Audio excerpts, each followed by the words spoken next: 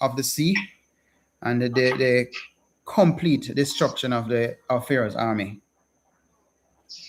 And today, in chapter 15, it's going to pick up on the other side of the sea. We're going to see where the people they're not yet in the promised land, but have already passed through the first great act of salvation by the Creator.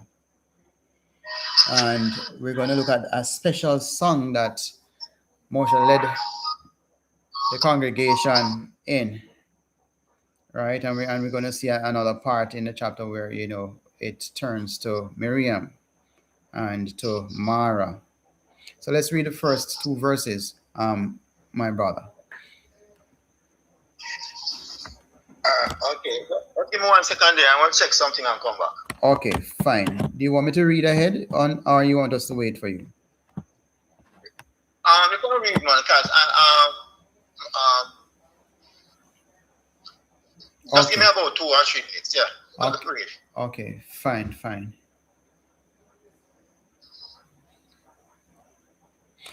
All right. Did we do any further research on, and did anyone do any further research on any of the subjects that were challenging to comprehend, that we would have taken note of?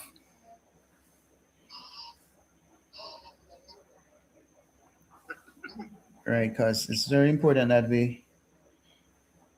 it's not going to be that when we read everything, we just get a full grasp of it immediately. And so I'm expecting that as we go through, there are areas that we just don't get it, or we don't understand the figure of speech or the context of it. So in a situation like that, then we definitely have to do independent reading on our own. See if we can get a better understanding, or even have further discussion, because I realize I learn more when I share my misunderstandings or my understandings. I'm not sure if it's the same for all of us.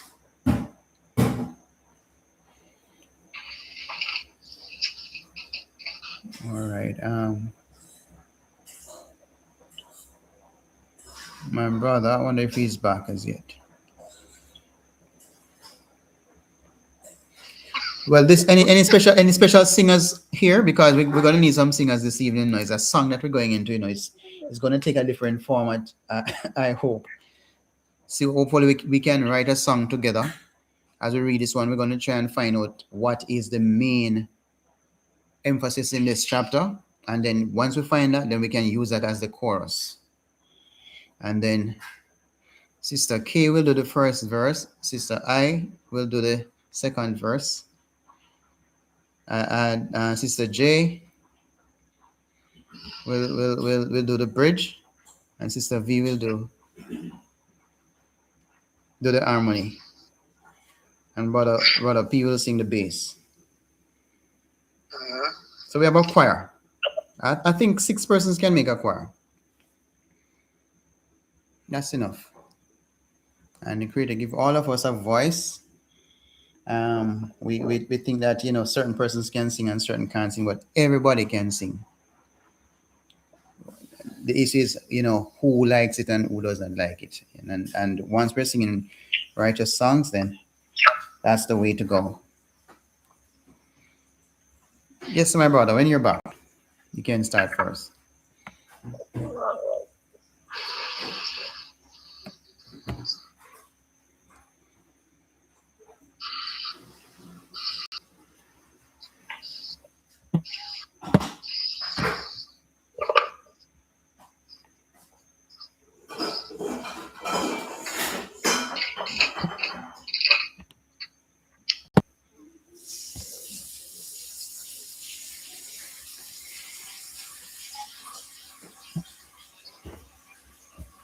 There are some songs that I did and I shared maybe a month or 2 ago. Did anyone listen to it? To any of the songs? I did not. You did not listen to the songs. Okay. I got hit about 35 minutes ago, maybe 40 minutes ago. Okay. And I just got little busy here with my daughter, and I told her to go, come on, sit down and wait for Brother Ashak to follow. Okay, all right. In the interest of time, then we should begin the reading.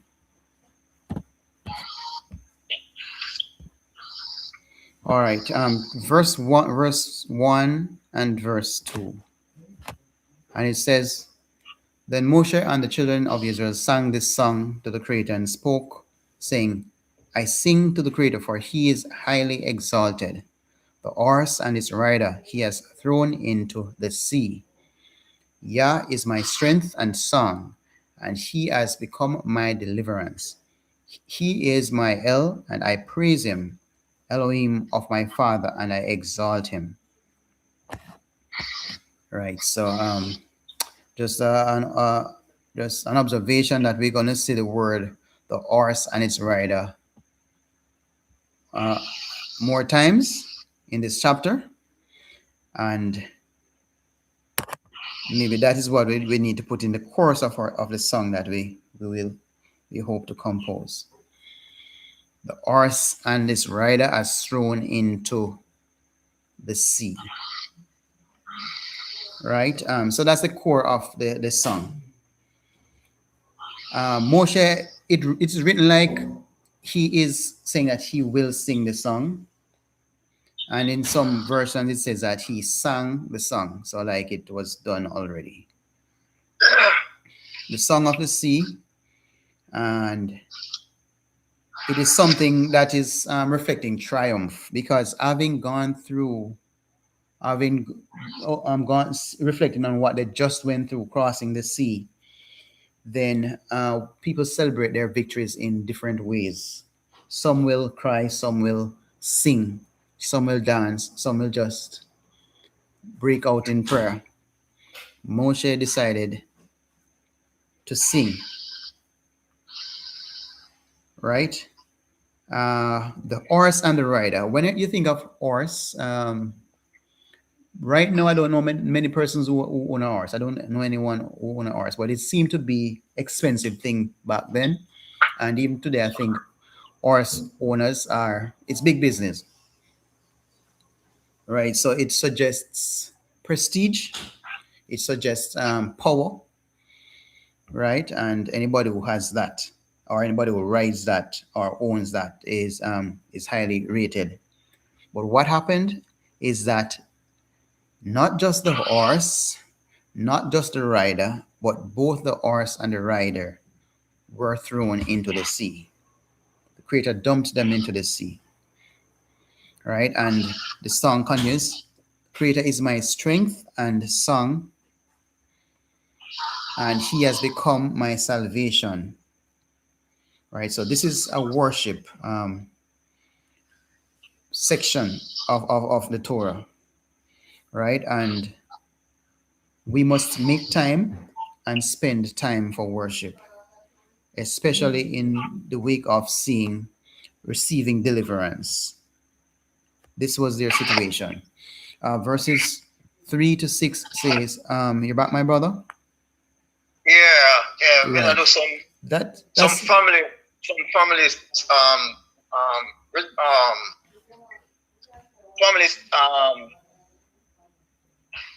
matters with that start out, you know. That is fine, man, because we know we all have our full obligation, and even if you notice, I even started this even 6 minutes late, so it's we have our fair share of challenge, so we're just doing our best.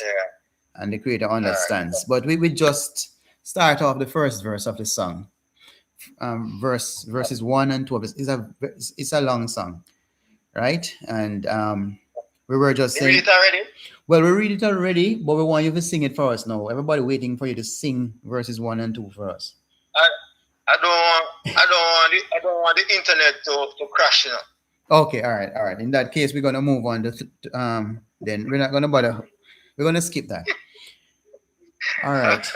Read verses 3 to 5 for us then. Not sing, read. Right. Okay. 3 to 5. Yeah. All right. The Lord is a man of war. The Lord his name. Pharaoh's chariot and his host are he cast into the sea.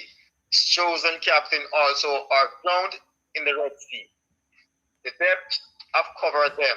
They sank into the bottom as a stone. End of 5. Okay. Thank you. So we see the Creator is likened to a man in battle. And we're going to realize that, So better read and sing. Right. I hear me clearly. Yeah, man. We're hearing clearly, and once it's coming through. Right. So in terms of the text that says that God is not a man that should.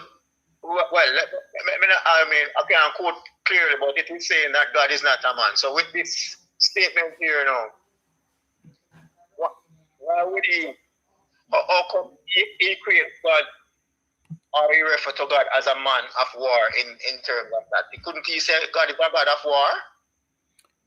Well, I don't know what is the figure of speech is, but I think there is, I've been emphasizing that when we did the book of Genesis and so on, I'm saying let us accept Torah in its literal format. But now I'm realizing that a lot of human imagery is used, especially in this chapter.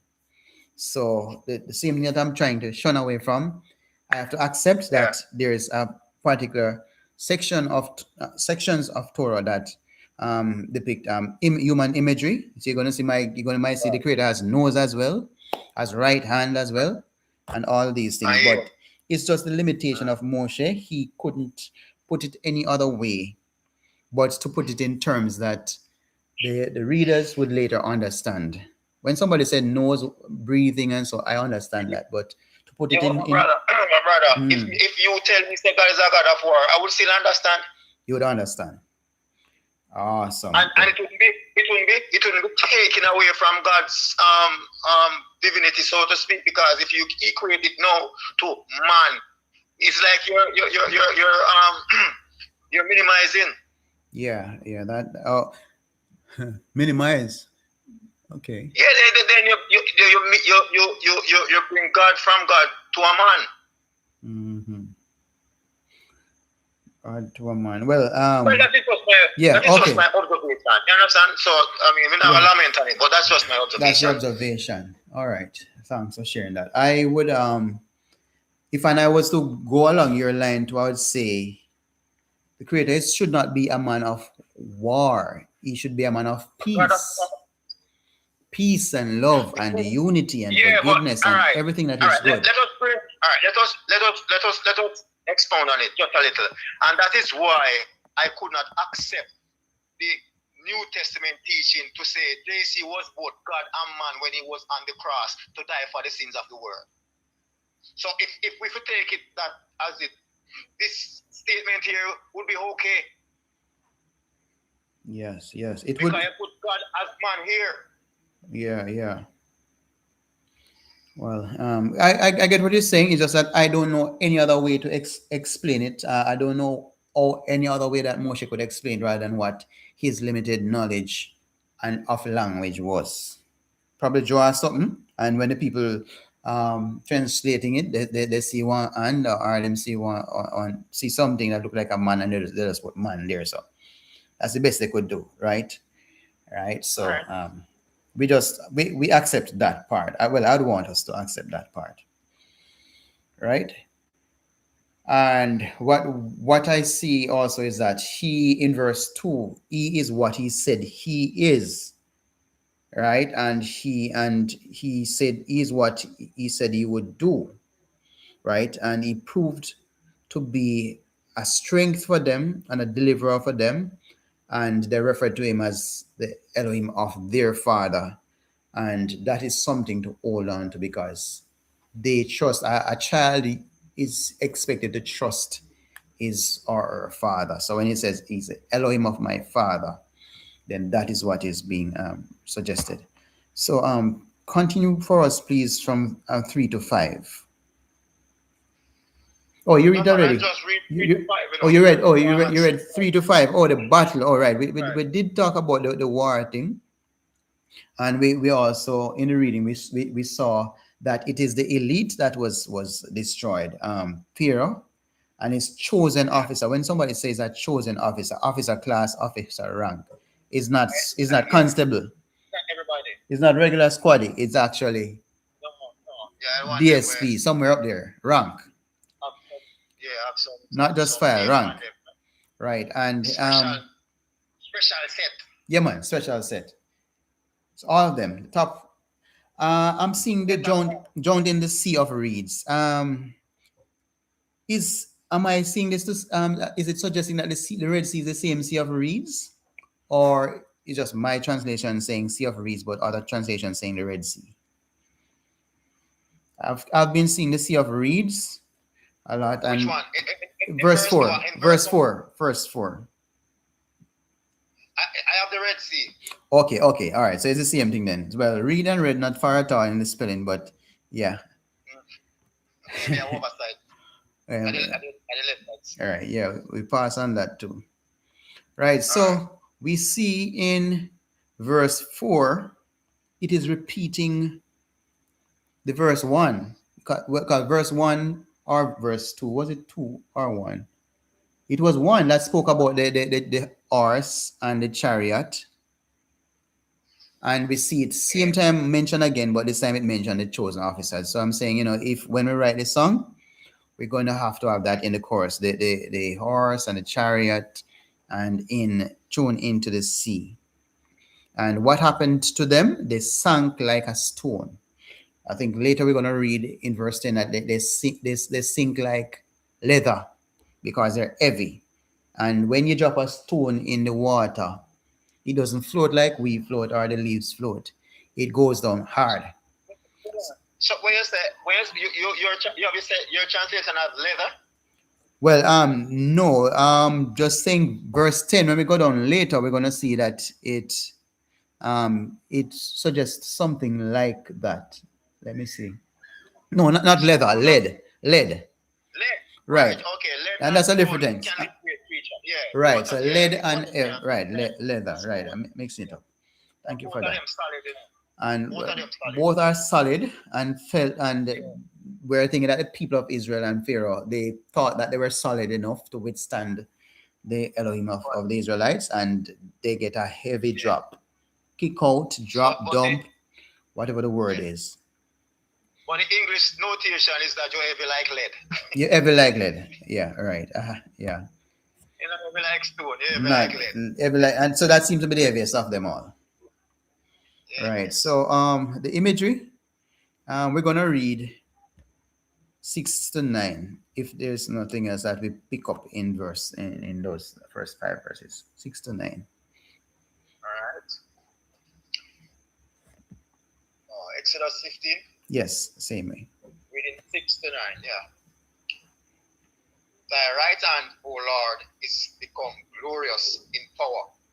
Thy right hand, O Lord, are dashed in pieces the enemy. And in the greatness, in time, in thine excellence, thou hast overthrown them that rose up against thee. Thou sentest forth thy wrath, which consumed them as stubble. Mm-hmm. And when the blast of the nostrils, and with the blast of thy nostril, the water were gathered together, the floods stood upright as an heap, and the depth were congealed in the heart of the sea. The enemy said, I will pursue, I will overtake, I will divide the spoil. My lust shall be satisfied upon them. I will draw my sword, my hand shall destroy them. End of 9. Okay, thank you. So we see more imagery again. We see right hand this time. Yeah. And we see right hand mentioned 2 times. Well, we know every man have one, each man has one right hand and one left hand. Right? I use left hand. I wish left hand was mentioned there. I believe left hand is the stronger one. Don't worry, Right. you were still there fighting. Okay. But it says the right hand. So maybe the person who translate this one is right and that person right with. So I yield on that. No, the most high power hand is the right hand. Okay. All right. If we say a strong hand, you have to be right. off, Not left. off this platform, then I'll challenge you on that. Right. So so he uses right hand 2 times. It seems it's either him have 2 right hand or he uses right hand 2 times. One time to save the Israelites, and another time to destroy the enemy. That's really strange. But you notice, let me find a verse where Moshe redirect the attack that it was on the Most High and not on them. I don't understand. Sorry. Which attack on the Most High? No. Like the people who he was trying to hurt, right? He make the argument to say it is on the Most High, and they were trying to hurt because it is people. Let me find it in here and show you. Yeah, when you find it, just let us know. But we see that the right hand crushed the enemy.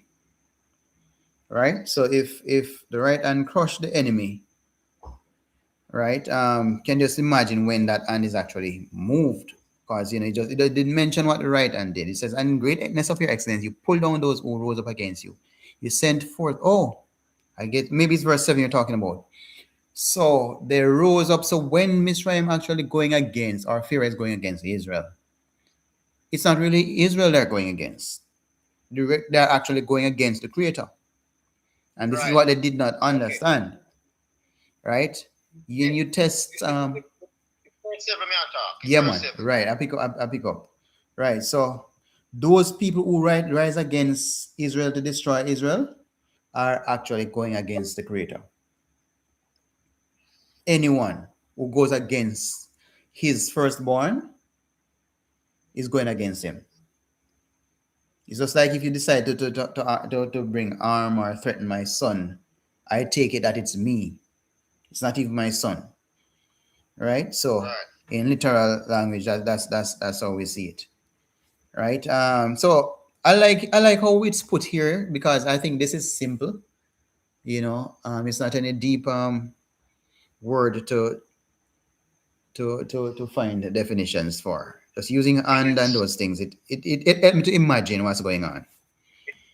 It goes back to where he gave the charge to Moses to tell Pharaoh to let his people go so that they can serve him in the wilderness or serve him. That's right. So verse 7 now is basically reflecting that charge that Moses was given to convey to Pharaoh. So verse 7 really put the fight where it definitely is. Pharaoh challenging the Creator. And of course, for a man to challenge the Creator, that is ill-advised. That's someone of divine character. Then that is not advised. And when we read this, we're actually seeing it more and more. Yeah. Right? So those who rise up against the people are actually rising up against the Creator. Let's read verses 10 to 12. 10 to 12.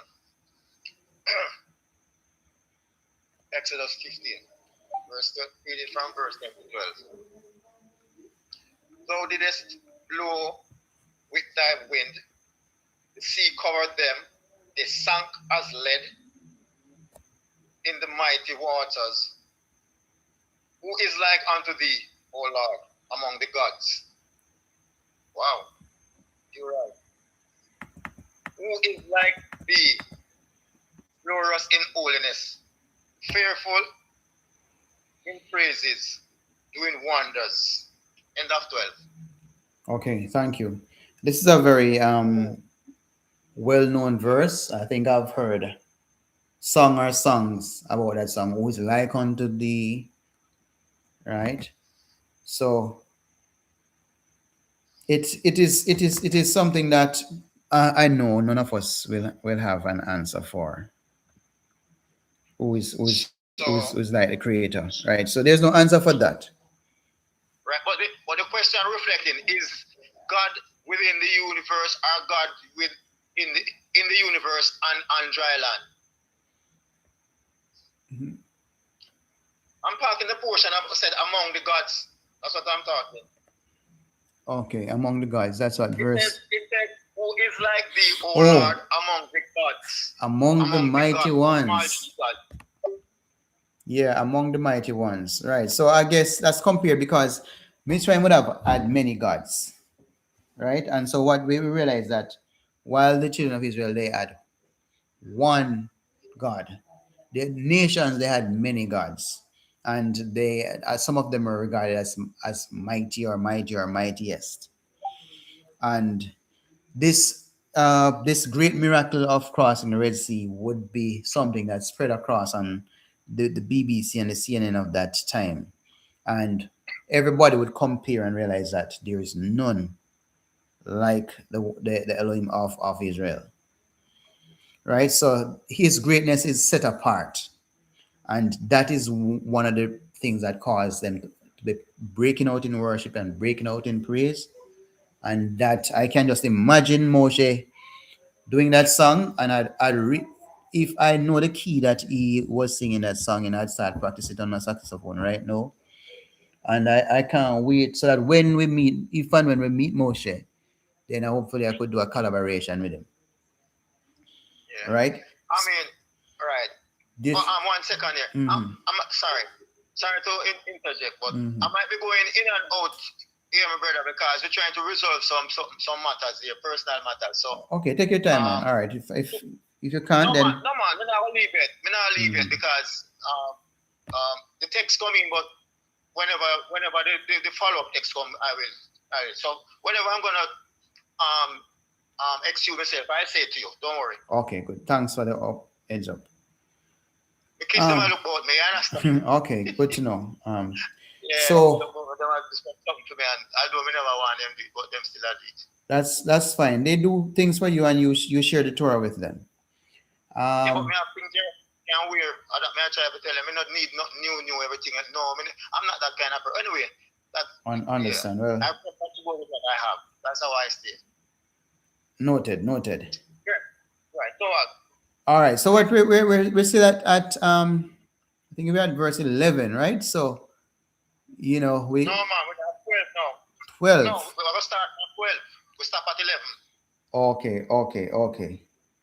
Right. So we see he says you stretch out your right hand again. So we see right hand mention again. That's And where the power is. of course, I concede that if it mentions more than once, then it's important. And right hand is in fact the dominant hand of strength. Right? Right. So and which it show that the right hand is actually doing more than one thing. It is saved Israel and it's scattering the enemy. And here we see the earth swallowed up. So for if because the thing is that my imagination of the creator is that he holds the whole world and earth in his hand. He can do that, or he is doing that.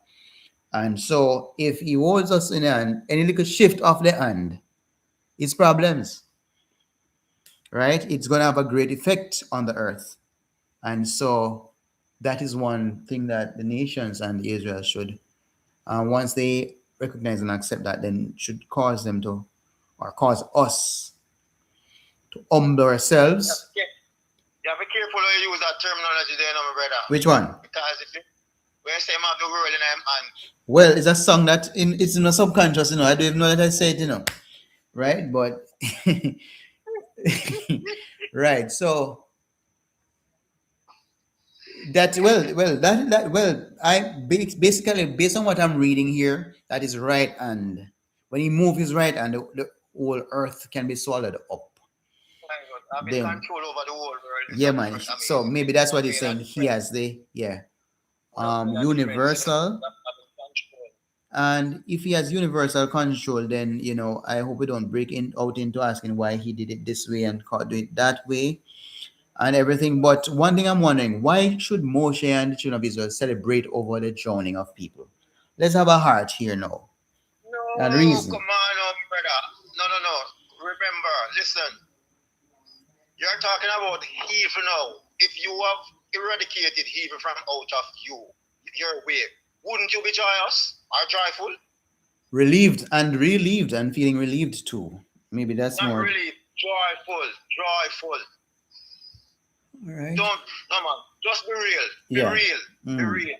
Yes, I would be more happy. Yes, I'd be. Yeah, I'd be happy. That's it. Yes, to look at it one And not only side. that, and not only that, they are the same thread that had you in bondage for so many days, years, whatever. So Yeah. All right. So they are all human beings. So let's So not quench. Don't quench. You're saying don't quench the joy. Then celebrate. It is worth celebration. No man, celebrate. Don't quench the joy. And if you look in scripture, there is nothing that was written against it to say they shouldn't be celebrating. You don't think the action is there, and it is there for us to read. Okay, all right, thank you. Well, as you said that, there's another old song that comes to mind. Don't let nobody steal your joy. Remember, part of the passage says, "Stand and see your salvation." Yes. See the mighty works of your Creator. So all of those happenings ascribe it to the Creator. And if you are worshiping the Creator, you must be joyful. All right, yeah. No straight face. All right. Well, I was learned that piousness is about a straight face too, but then that's another story, right? And when you follow the Creator, you must have a certain look when you go out on your face, and you can have relaxed, nice, easy time because you must look. There's a righteous look and all of these things, but yeah. That's a Passover. Yeah. Well, for the most part. No, not Passover. That's the fasting. Oh, you're thinking about atonement. Okay. Yeah.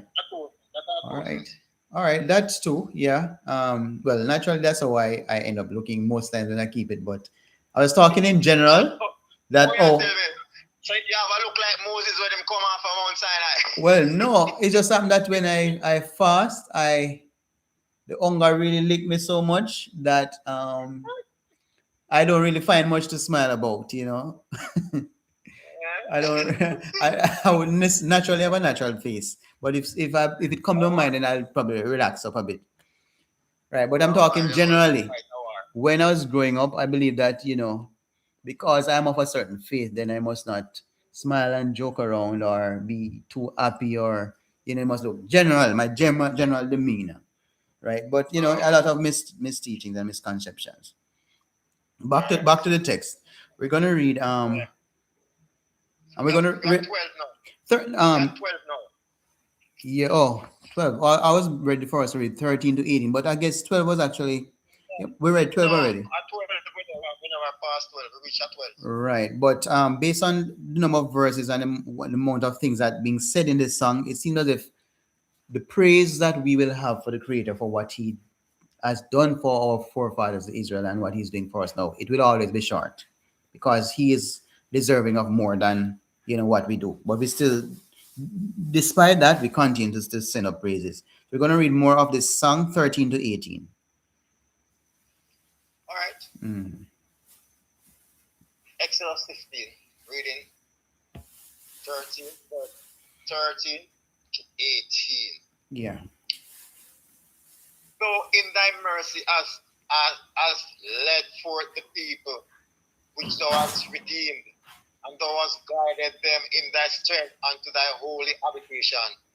The people shall hear and be afraid. Sorrow shall take hold of the inhabitants. Palestina. Yeah. Palestina. The inhabitants of Palestina. Then the dukes of Edom shall be amazed. the mighty men of Moab. Trembling shall take hold upon them. All the inhabitants of Canaan shall melt away. Fear and dread shall fall upon them by the greatness of thine arms. They shall be as still as a stone till thy people pass over. O Lord, tell the people. O Lord, till the people pass over. O Lord, till the people pass over, which thou hast purchased. Yes. Thou hast bring them in and plant them in the mountain of thine inheritance, in the place, O Lord, which thou hast made for thee to dwell in the sanctuary, O Lord, which thy hands have established. The Lord shall reign forever and ever. The Lord shall reign forever and ever. End of 18. Selah. Yes. No Selah not there. No Selah there. Okay. So that means it means that. I would have said Selah. Right. So in other words, when you don't see the Selah, it means that we should continue. But for now, we stop there. Stop right, let's go. Right. So remember, I was talking about the creator of battle and of war. Well, here in 13 now it's talking about in for adoration and showing that the praise is not enough. We're seeing here in your loving commitment. So the same warrior is able to extend his loving commitment, and this is extended to his firstborn, his only begotten son, Israel, and Israel only. He redeemed. No. But you said this, you said 15, brother. 13? No, man, 15. Oh, I gone to 15, yeah. All right, okay, when you reach 15, we make a statement. Okay, all right, fine. All right, so we just show that he redeemed, set apart his people. But what I'm not getting with the images is that if someone is your son, I think I've asked it before, why would you purchase or acquire your son? Why would you need to redeem or acquire what is already yours? No, man, in that sense, it is simply saying that your son is in trouble. Oh. You understand? No, you're talking. So there is a division there with you and your son. So you are going to make it right now, or make whatever right with your son. So that is what it means. Okay. Thank you for like that. Your son is supposed to be sentenced to prison or something, and you do whatever because of some injustice. Yes, and you find a way where find out the injustice and thing, and you make it right. So that is the redemption of your own picnic. Right. So yes, it's defending what is yours. I know, because I've had personal experience in that regard, That's why I explain it like that. Okay. So the experience tells. All right. So 14. It shows it emphasized that the people are set apart, and people heard about it. The inhabitants of another place, Philistia. Don't know how far that was from where the event happened, but they heard, and when they heard about it, they trembled. Right, and so that's why the more huff and puff that Pharaoh did, the more the news spread. And the greater the miracle, the more they were locked into a back against the wall situation. That further magnified the redemption, make it like a bigger and more exciting news worldwide. The chiefs were troubled, the dukes were troubled of Edom, mighty men in Moab and in Canaan, all inhabitants. And when they heard about this, they would not have seen, but one verse say they melted. Right? So No, it's a shall, but this is futuristic, Then it says then. Oh, right. It says then, right? So even reading it now, then it should have an effect on us because we have not seen that in real life. And We have persons who actually say, no, man, that could have never happened. So you know what happened? It's fairy tale and myth. Because, it is too awesome to believe. So there are persons who are at that stage when they read this story, not having the kind of faith, baby faith that we have to just read it and embrace it and accept it full-fledged. You have persons who will have to have experiences like this and call upon a creator to actually really believe for themselves. Not everybody actually hear and believe. When Moshe said, did you have something about 15 to say? Because if not, I want to go to 16. No, man, that was what I was saying. That this aspect of story is alluding to a future tense in respect to what will happen. Okay. Right. Because remember, the story is self-centered with the Egyptians, them, These people are not about them hear about it. So, but saying in the future, them have to go face them. Yes. It says, thou shalt. And it's in the future, but maybe in their future. If Moses is the writer of this, which we accept, and he says, you shall bring them in, he's actually saying that he could have said us, in verse 17. Why didn't Moshe say us? It says shall. Yes. It didn't say have. Right. It says shall. Right. So it never happened when I write this. Yes, so we highlighted that, but in addition to that, I'm saying other than the shall, it says them and not us. Sorry to be just slowing down to look at every little thing like that, but when it says them, it actually suggests, why do you think he said them and not us? No, man, it said Trevor and shall take hold of them. Them. It's still not, it's a future thing. Right, yeah, man, we passed that already, we accept that, but we're looking at another part of the sentence now. The them. Is the them, why didn't Moses use the word us and he used the word them? Isn't he a part of it? To me, he seems to be excluding himself. Maybe it's something that he knows, or something that is just generally, or it includes him. No. Okay. Well, remember, Moses never went into the land. Remember that he didn't go into the land of inheritance. It says shall take hold upon them. Them, right? And that's what we're focusing on. The them. So I'm actually shall take hold upon them. Right. So the suggestion is that Moshe probably knew that he was not going to see the promised land. So he's talking about the children who will go in there. I feel so smarter than the rest of people. And a matter of fact, all the men that were with him, except Joshua and Caleb, didn't go into the land either. The mountain of inheritance, because of some big mistake that they made. And so that's why he said, you will bring them and not you will bring us. Right. So that's what I'm actually hinting at.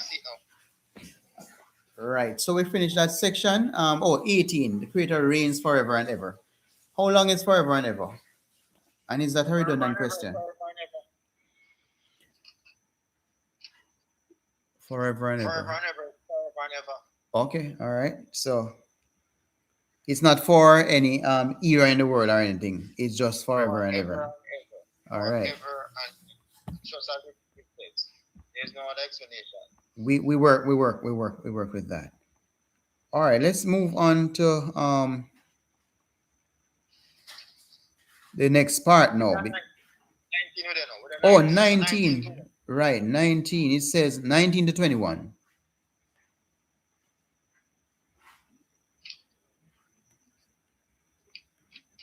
Exodus 15, reading from 19 to 21.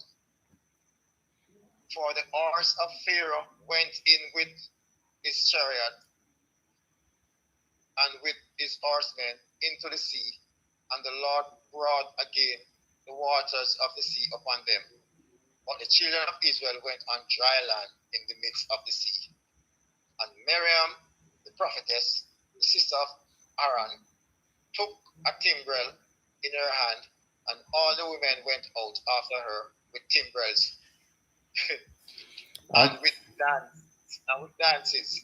And Miriam answered them, Sing ye to the Lord, for he hath triumphed gloriously. The horse and the rider are thrown into the sea. All You know? right. We see that again. The horse and the rider thrown into the sea. So that's what the song is about. And the horse and the rider, it's maybe about 4 times we see this right now. So why the man never about to go dance though? well, for them part was the first part when Moses was singing. Moses and them were singing, I believe. No, you have to understand that there's a place for women, and women must not be silent when it comes to praise, right? They should also send up their praises, right? You know, So they are performers. yeah, I think Paul said women must keep silent, you know. No, but I said they are performers. Well, I want perform well. It kind of perform sometimes may appear fake, right, or acting. But I think you mean that they participate. Oh, so in dancing. Yeah, man. I would love to see the women of Israel today dancing and singing to the Creator. It would not be distracting to me at all, right? Because this is what Israel had their night. After their time of slavery, they had their deliverance and redemption, and they broke out in praise and dancing and singing. When last we have a get together where they're singing and dancing? I don't see that. I don't experience that anymore. I can only imagine Miriam, the prophetess, and the sister of Aaron. They didn't mention her as sister of Moshe, right? She's linked with Aaron. I'm not sure why, but we know says is automatically will be Aaron's Moshe's sister. That's verse 20. Yeah, man. So they rule out Moses outside and put. Well, remember, they are older than him, and remember. And she did watch over Moses. I should have Moses' name there still. And Aaron was the one who supported her with her wrongdoing the last time she did something against Moshe, so. But she watched Moses until Moses got to safety. Yes. Oh, right. So, but right now, I think there must be some reason why she was linked to Aaron and not Moshe in this particular regard. I don't think anything is by coincidence mentioned in Torah, right? He jeopardized his life for her by talking bad against Moshe, and that was a big trouble they got into. Not to say I'm adding, but just you might a little bit. Maybe as a priestly dance, she did not do. I don't believe so, No, man, you can't. Yeah. I believe. Remember the dance she had dancing, it's to the Creator, Okay, well, I'd love to see what you're talking.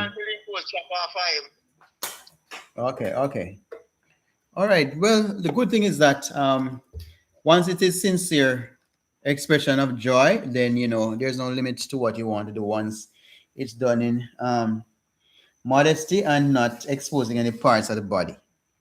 I don't think it was anything like what we're seeing today as dance. I think it is a different dance, right? The timbrel, I don't have a timbrel, but I have a piano, and I think those could actually complement the whole thing, right? But the main thing is that she sang and she exalted. She sang, "He is exalted, the King is exalted on high." Right, something like that. Right. So yeah, I feel like I want to sing, but and I remember that this is not a set the right setting. Then we hold it up. You have to use voice discarder. Well, yeah. Well, for me, I think I like playing the instruments in worship rather than singing, because other persons have the gift. That song was in honor of Jesus. Well, I know that when Mormons are reading, that was a song that came to mind. But guess what? We know that there is mention in the Torah where the Creator is referenced as King. Right? So, because if I never saw that verse that referenced the Creator as King, then I would have hesitated. But because I know in my mind and in my heart who I am singing to and giving the honor to, then I can comfortably sing it. The song, I exalt thee, I exalt thee, I exalt thee, oh yeah.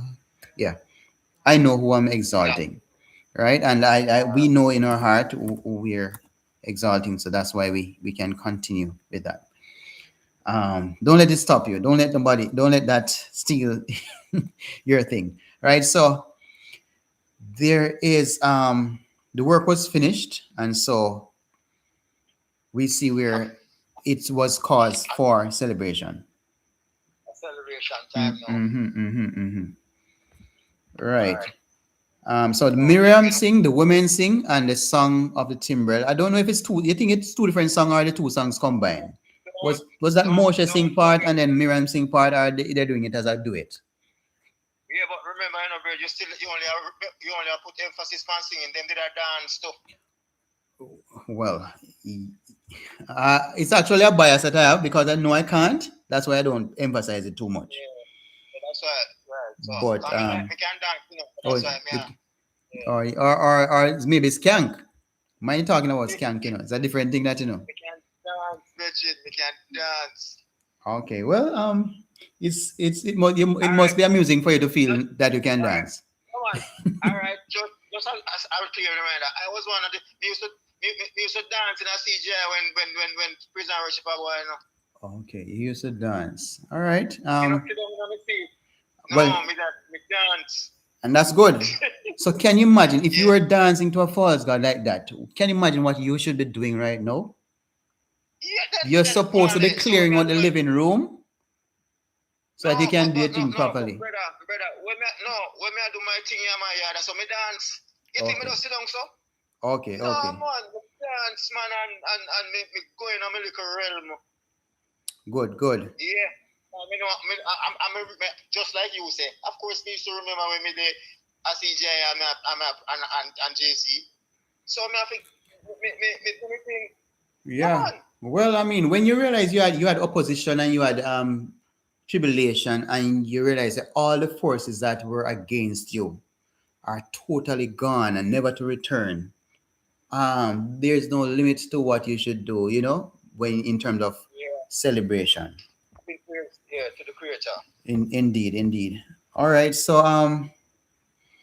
we see the women do their part, right? And we want to be a part of an environment where the women actively participate to do their part, because he made them both male and female, and I think it actually suggests that everybody's role is important. Let's read the last section. Everything. Yeah, man. 22 to the end. All right. Exodus 15, reading from verse 22 to the end. So Moses brought Israel from the Red Sea, and they went out into the wilderness of Shur, and they went 3 days in the wilderness and found no water. And when they came to Marah, they could not drink of the water of Marah, for they were bitter. Therefore, the name of it was called Marah. Mm-hmm. And the people murmured against Moses, saying, "What shall we drink?" And he cried unto the Lord, and the Lord showed him a tree, which when he had cast into the water were made sweet. There he made for them a statute and an ordinance, and there he proved them,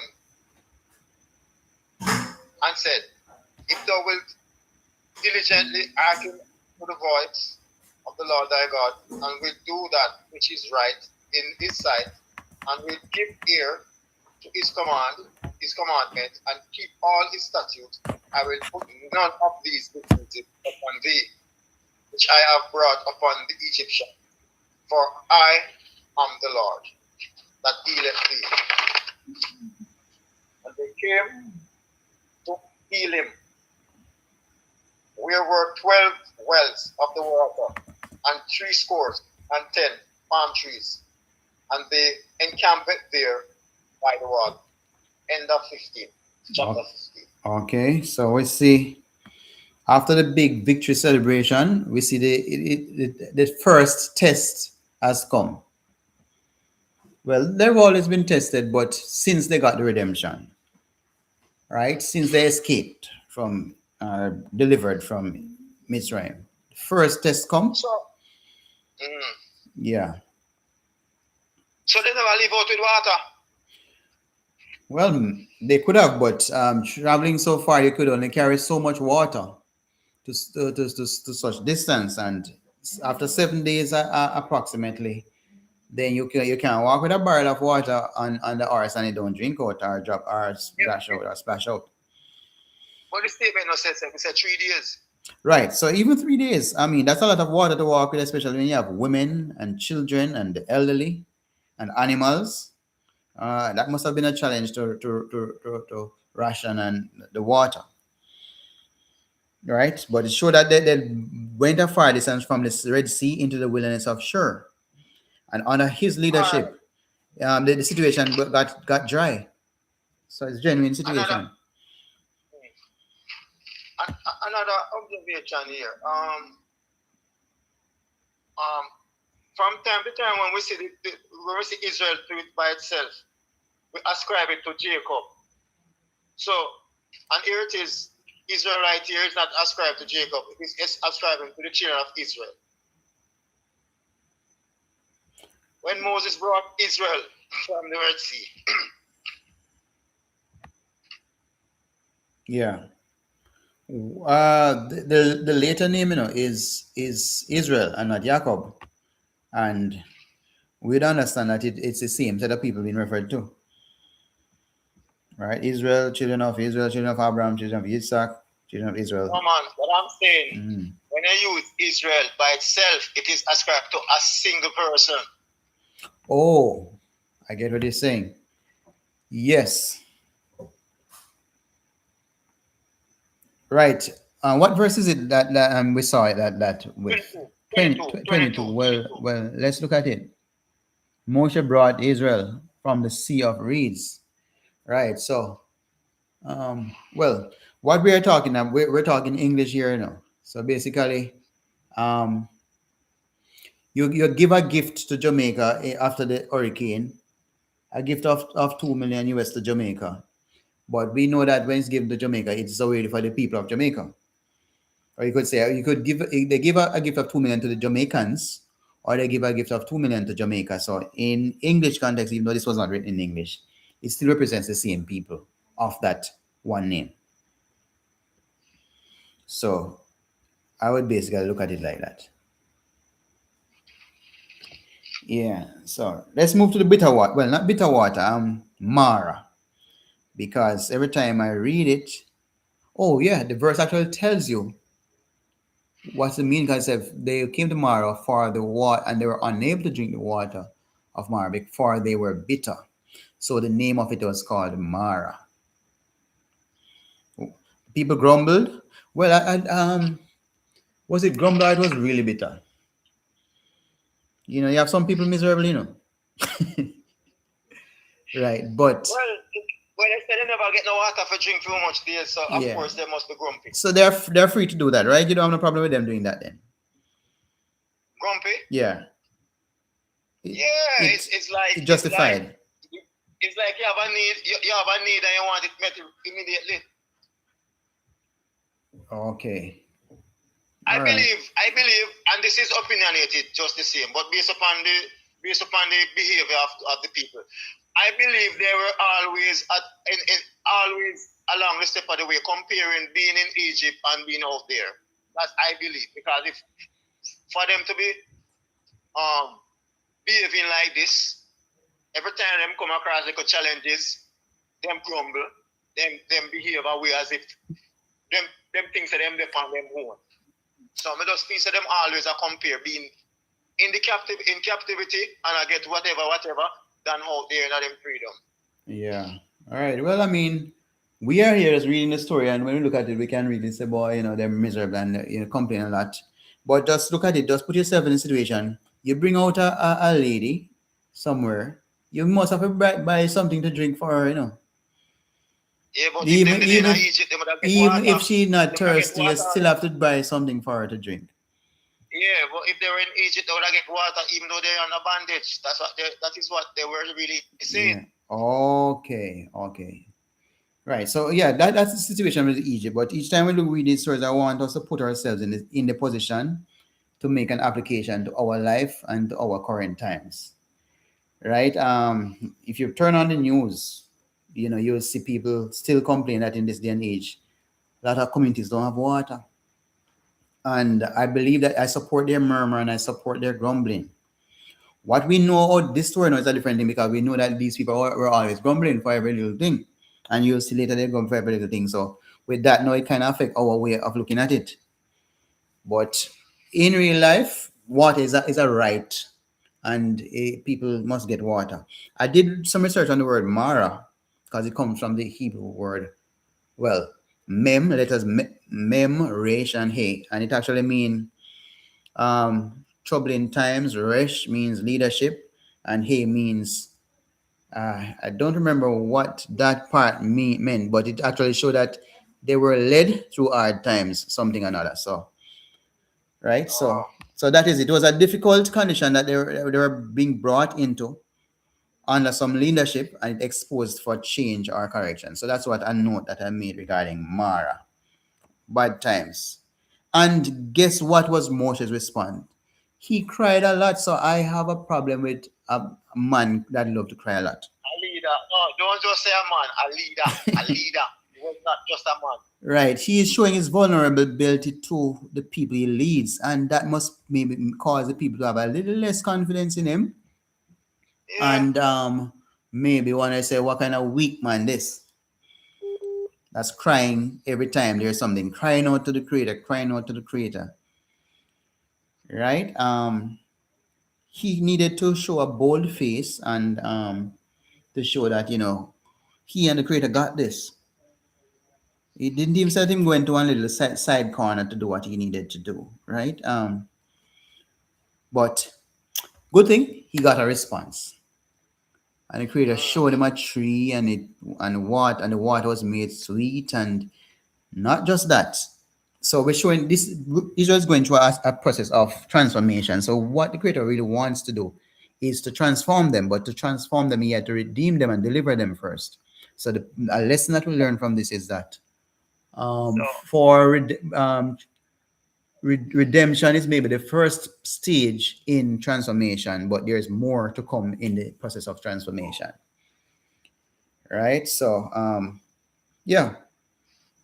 So the bitter, it's the bitter, the sweet, the bitter became sweet. So that is I'm happy for them. That's what happened. And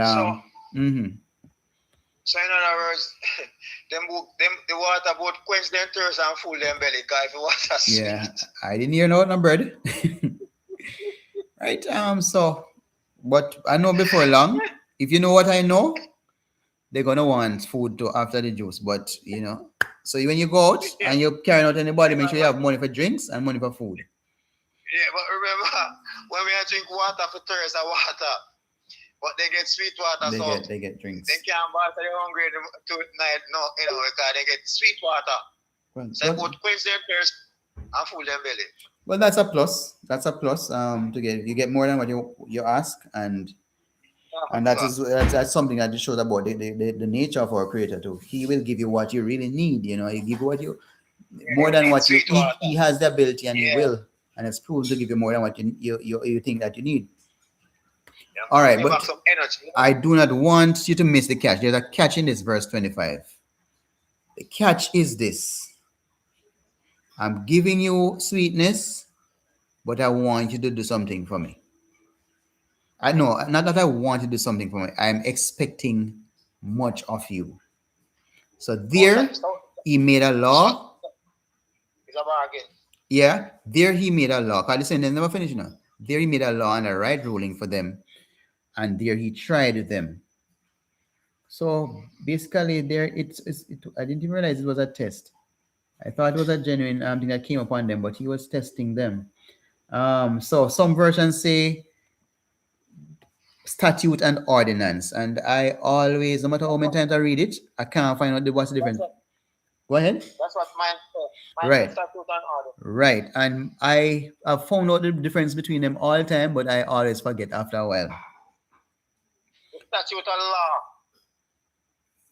Well, yes. That you must observe. That you must observe. And so what? What is the ordinance and right ruling? You don't have to observe it. You're not compelled. Not forced. I'm not so sure what you mean, but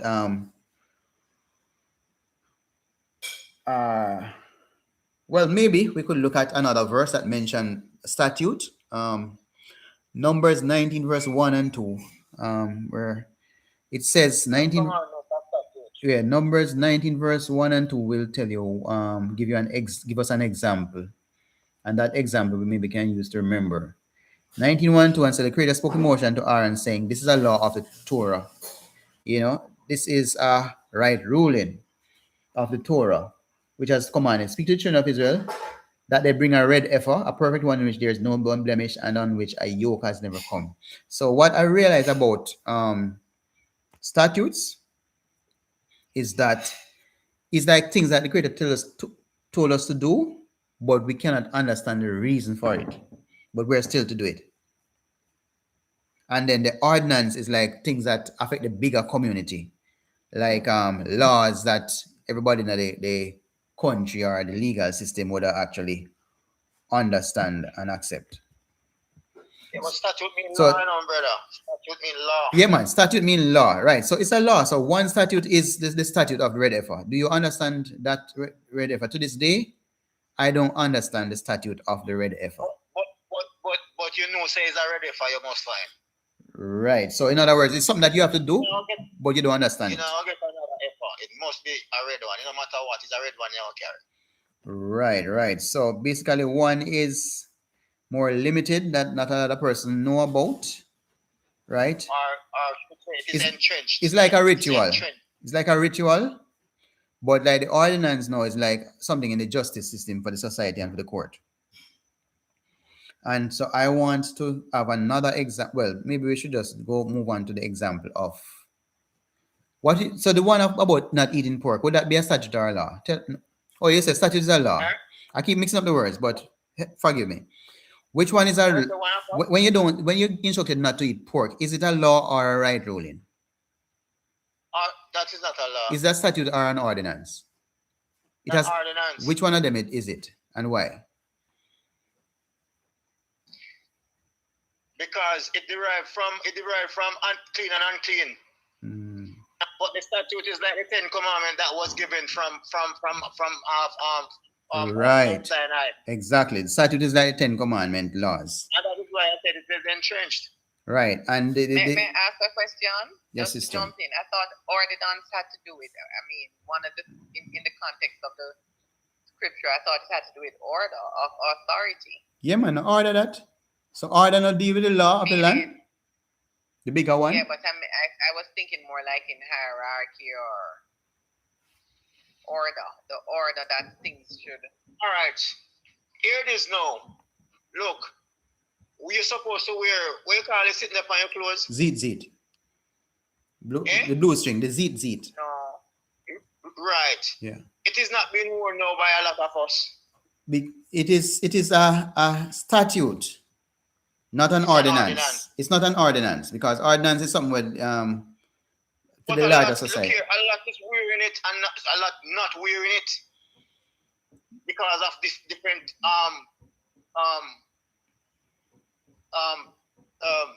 interpretation, cultural and otherwise. Because it look like a tradition. It's like a tradition thing. Wearing it come with a stipulation. The type of material and all of those and the things. color. Are you wearing something and material that is pure, or are you wearing mixed material? Well, the one that said don't mix cotton and wool or silk or something, whatever, mixed material, that is another statute. It's not an ordinance. Right? So we just want to have the distinction that one is related to a people and have a smaller impact, little known, and the other one more acceptable by society. It's a bigger thing. Like the 10 Commandments, a big thing. So that's an ordinance. Right. So that's the catch for these people who got the sweet water. They must work with the program now that they get the sweet water. Yeah. All right. So I think we are clear. I hope we are clear on the difference of these things. So we can actually know. Well, I still have the 10 Commandments as statute. Statute. I still can't see it as an ordinance. I have it because it's a law, and laws are statute.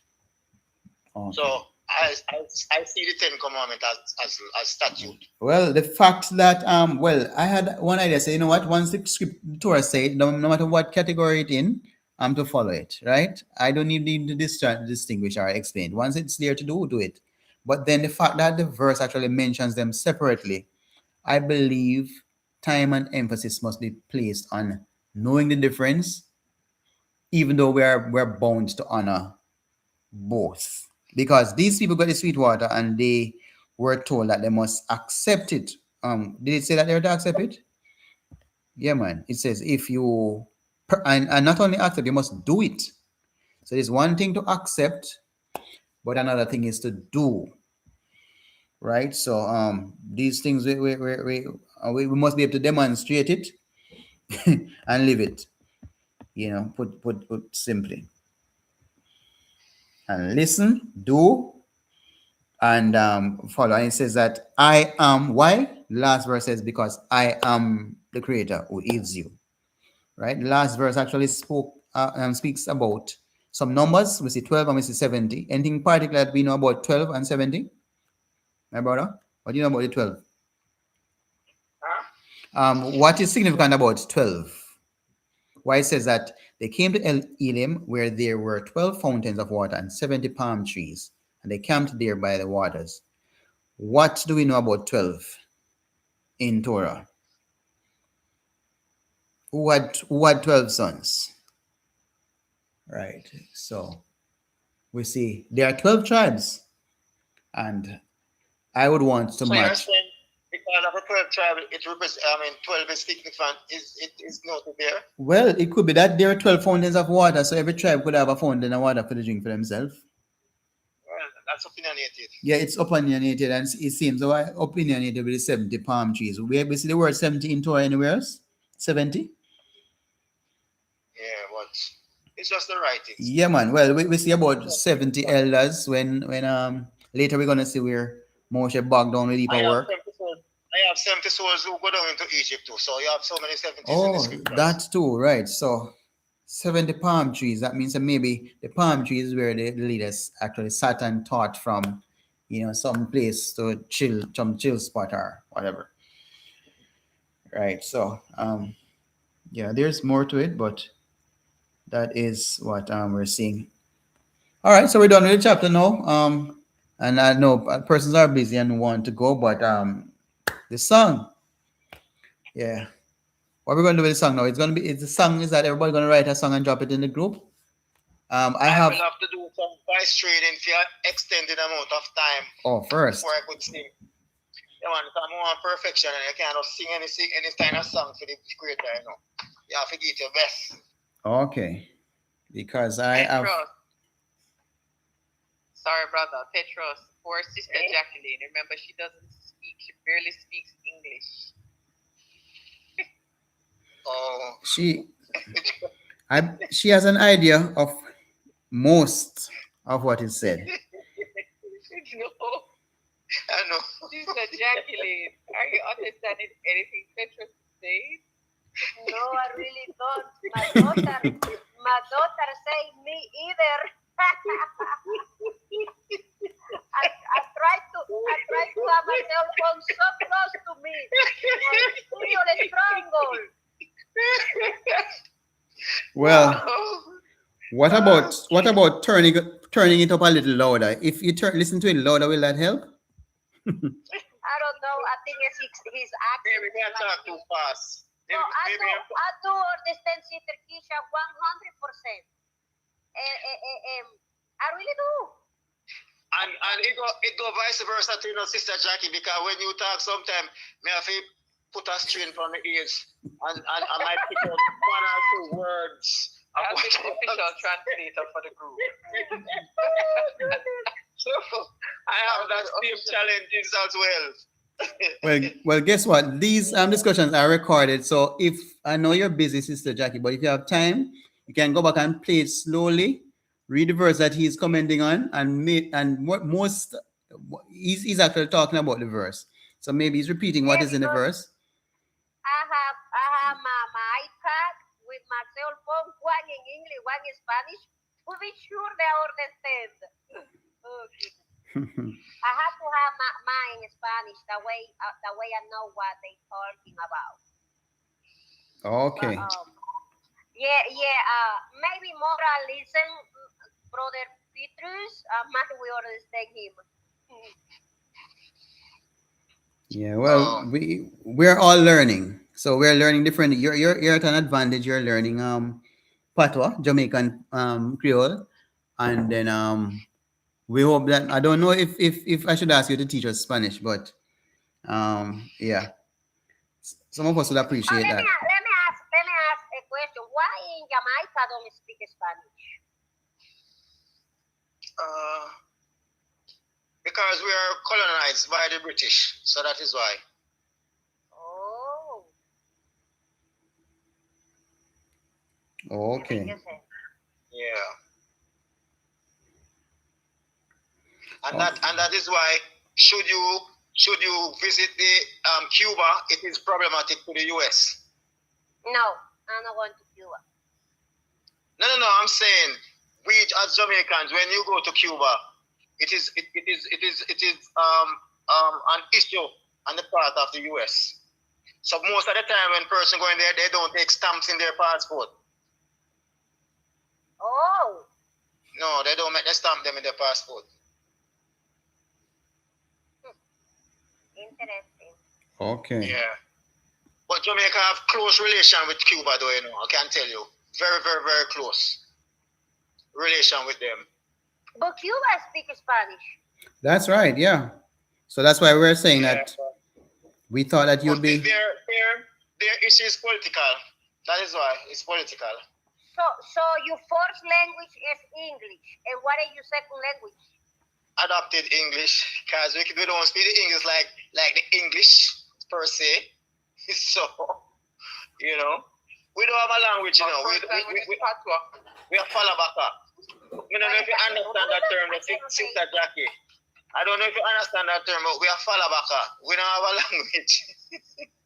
Yeah, when I went to Jamaica for a cruise, I want to go shopping. I could not understand nothing, and I had to go back to the ship. I told my boyfriend, I didn't understand what they say. And he said, really? Yep. So I went back to the ship, and I was upset because I want to go to shopping, you know. I love shopping. I really do. Okay. But they wouldn't understand you because the way your Spanish is very deep, they wouldn't understand you. You don't know nothing, no Jamaican language. Or you don't know not even a little patois, so it would be difficult for them. Yes, because they have interpret for us on the ship, and when we decide to take I want to ride the horses on the beach. We have interpret, but when I decide to go by myself shopping, that was my problem because I didn't have interpret with me, and that it was just for the group on the ship, whatever we decide to do. But yeah, I know that was difficult. Well, actually doing well, Jackie, understanding you. Yeah. Yeah, because he speaks slow. Me just a listen to her because me when me just shopping and that's it. But me just go and listen and she say ask. Yeah. The thing is, you know, she roll her tongue when she talk. I don't know if you know put that up. You know, so the words, yeah. But I pick out one and two other words and man kind of have an idea what she's talking about. Oh. Well, we learn every day. We learn. Every day we learn. Yeah. I